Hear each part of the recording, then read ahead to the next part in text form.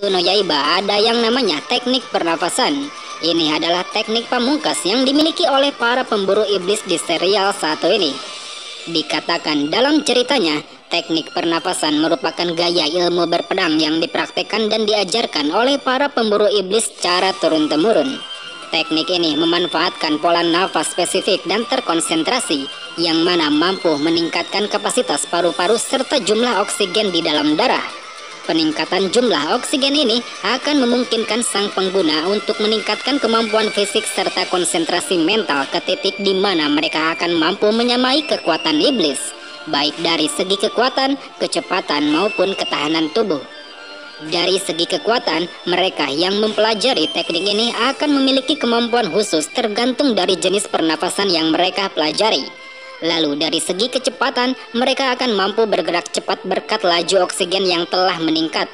Sedangkan dari segi ketahanan, teknik ini terbukti bisa membekukan luka dari cedera parah dan juga memperlambat sirkulasi racun dalam darah. Dalam prakteknya, teknik pernafasan ini umumnya digunakan bersamaan dengan pedang Nichiren, sebuah pedang khusus yang ditempa dari biji unik yang terus-menerus menyerap sinar matahari. Dan karena memiliki unsur matahari di dalamnya, maka pedang ini pun menjadi senjata yang paling efektif untuk membasmi para iblis yang memang lemah terhadap sinar matahari. Untuk wujudnya sendiri, pedang Nichiren memiliki bentuk serta warna yang sangat bervariasi, tergantung dari jenis pernafasan apa yang digunakan oleh sang pengguna. Berbicara mengenai asal-usul teknik pernafasan, teknik ini pertama kali ditemukan oleh sang pemburu iblis legendaris bernama Yoruichi Sugikuni. Diceritakan pada awal mulanya, sebelum teknik pernafasan ditemukan, semua para pemburu iblis hanya mengandalkan keterampilan pedang biasa serta sinar matahari untuk membunuh iblis. Jadi dengan kata lain, mereka harus menunggu sampai pagi agar para iblis yang mereka kalahkan bisa terbunuh oleh sinar matahari. Cara ini tentunya sangat merepotkan dan cukup melelahkan bagi mereka.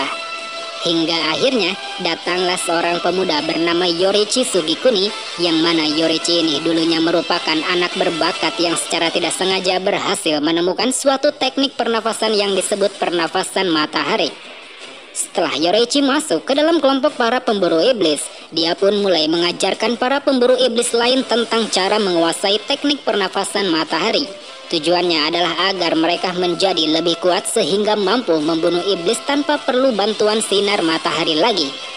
Namun rupanya, karena teknik pernafasan matahari terlampau sangat sulit untuk dipelajari, pada akhirnya para pemburu iblis ini pun mulai berkembang sendiri hingga berhasil menemukan jenis-jenis teknik pernafasan yang baru, seperti teknik pernafasan api, air, angin, dan lain sebagainya. Jadi bisa dibilang semua teknik pernafasan yang ada sampai saat ini merupakan turunan dari teknik pernafasan matahari milik Yoruichi.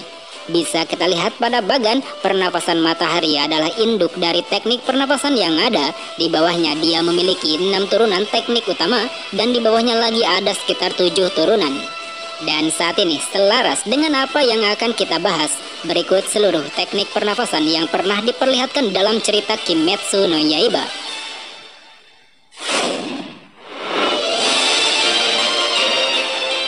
Teknik pernafasan air. Pernafasan air adalah turunan langsung dari teknik pernafasan matahari.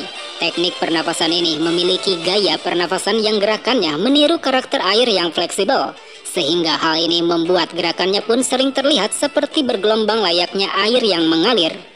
Dikatakan gaya pernafasan ini adalah yang paling umum dan paling mudah dipelajari di kalangan pemburu iblis.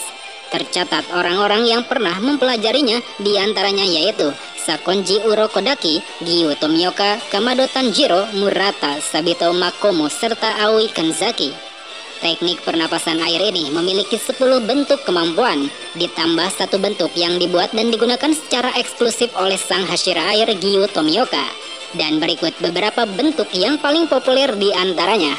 Bentuk ke-8, Takitsubo, di mana sang pengguna melancarkan tebasan secara vertikal layaknya air terjun yang mengalir jatuh ke bawah.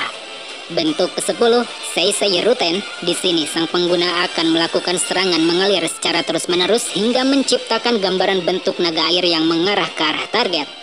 Bentuk ke-11, Nagi, yaitu bentuk terakhir yang digunakan oleh Gyu Tomioka. Dengan memasuki kondisi ketenangan total, dia mampu melancarkan serangan cepat yang tidak disadari oleh sang target.